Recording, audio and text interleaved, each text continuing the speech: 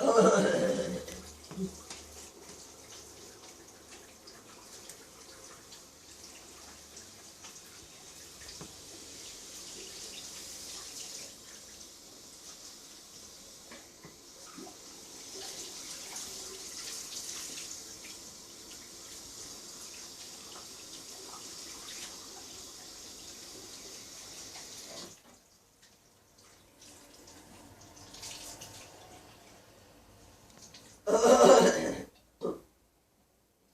you think I'll have to go to Harrogate to sign the contract or not? Be sending it.